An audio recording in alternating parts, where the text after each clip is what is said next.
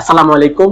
দূর ও কাছ থেকে, দেশ ও প্রবাস থেকে, যে যেখান থেকে প্রবাস খুঁটিনাটি ফেসবুক পেজ ও ইউটিউব চ্যানেল দেখতেছেন, সবাইকে জানাই সাদর সম্মাদন। আশা করি সবাই ভালো আছেন। প্রিয় মালয়েশিয়ান প্রবাসী ভাইরা, আজকে আপনাদের সাথে আপনাদের মনের অজানা অনেক রকম কথা এবং 30শে এপ্রিলের পরে কি হতে যাচ্ছে মালয়েশিয়াতে অবৈধ অভিবাসীদের জন্য, এই বিষয়ে আজকে আপনাদের সাথে কিছু আলোচনা করব। অবশ্যই সম্পূর্ণ ভিডিওটা দেখার জন্য অনুরোধ করছি। আপনারা সবাই কিন্তু জানেন যে সাধারণ ক্ষমার দিন শেষ, প্রায় শেষ প্রান্তে। 30শে এপ্রিল সাধারণ ক্ষমার দিন শেষ। 30শে এপ্রিলের পরে কি অপেক্ষা করছে মালয়েশিয়া প্রবাসীদের জন্য?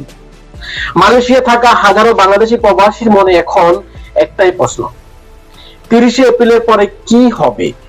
মালয়েশিয়া সরকার দেওয়া সাধারণ ক্ষমার সময়সীমা শেষ হওয়ার সাথে সাথেই কি শুরু হতে যাচ্ছে কঠোর অভিযান, আর সে সংখ্যায় দিন কাটছে সাধারণ প্রবাসীদের।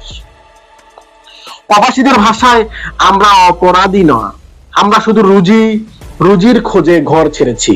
কিন্তু বাস্তবতা আজ তাদেরকে কঠিন এক মোড়ে দাঁড় করিয়ে দিয়েছে। যাদের কাগজপত্র ঠিক নেই, তাদের জন্য প্রতিটি দিনই এখন আতঙ্কের ভয়াবহ। এখন কোথায় অভিযান শুরু হবে কেউই জানে না, বা কোথায় অভিযান চলছে প্রতিনিয়ত আপনারা সবাই কিন্তু অবগত আছেন।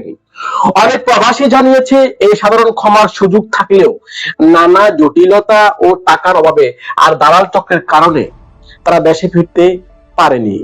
কেউ কয়েক বছর ধরে কাজ করছে, পরিবার চালাচ্ছেন, হঠাৎ করে সব ছেড়ে দিয়ে ফেরা তাদের জন্য এত সহজ এবং সিদ্ধান্ত নয়।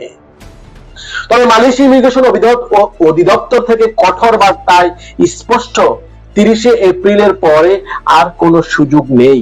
শুরু হবে দেশ জুড়ে অভিযান, রাস্তায়, বাসায়, কর্মস্থল, যেখানেই হোক। অবৈধ হিসাবে ধরা পড়লে গ্রেফতার, আটক, এমনকি ভবিষ্যতে মালয়েশিয়া প্রবেশের একটা নিষেধাজ্ঞার মুখে পড়তে পারে।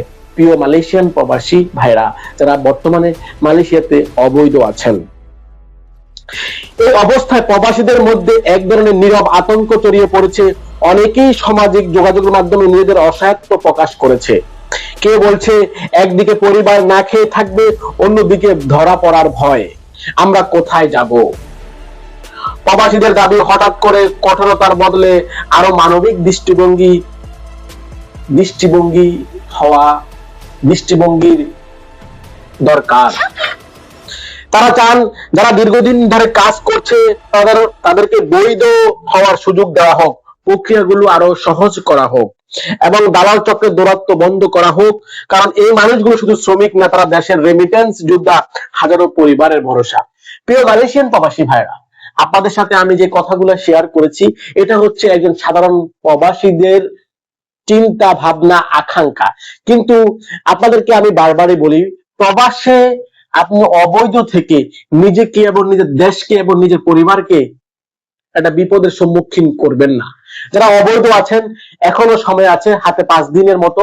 যারা এখনো অবৈধ আছেন, দয়া করে দ্রুত নিজ নিজ দেশে প্রত্যাবর্তন করুন এবং অবৈধভাবে বিদেশের মাটিতে থেকে আপনি আপনার নিজের জীবনের ঝুঁকিতে পড়ার থেকে বন্ধ করুন এবং নিজেকে সেভ মোডে নিজ নিজ দেশে প্রত্যাবর্তন করুন।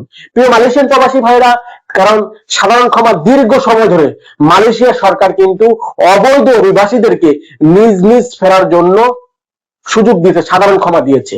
আর এই সাধারণ ক্ষমার সুযোগ কেউ যারা এটা সংগ্রহ করেননি, তারা কিন্তু আগামী দিনে মালয়েশিয়া কিন্তু আরো কঠোর পদক্ষেপ নিলে তখন কিন্তু বিপদের সম্মুখীন হবে এবং তখন মালয়েশিয়া মতো বাংলাদেশ হাই কমিশন অথবা আপনার নিজ নিজ দেশের সরকারকে এই দোষারোপ করলে কিন্তু আপনি কোনো ফায়দা পাবেন না এবং বিভিন্ন আইনি জটিলতার সম্মুখীন হতে হবে আপনাকে।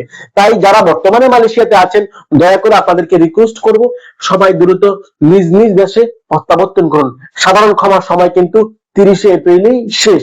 তাই যে কয়দিন সময় আছে, এই কয়দিনের মধ্যে আপনি দ্রুত পদক্ষেপ নিন এবং চিন্তা করুন এবং কিভাবে আপনি নিজ নিজ দেশে প্রত্যাবর্তন করবেন, এই প্রক্রিয়াটা দ্রুত সম্পূর্ণ করে আপনি নিজ নিজ দেশে প্রত্যাবর্তন করুন। আশা করি ভালো থাকবেন, সুস্থ থাকবেন।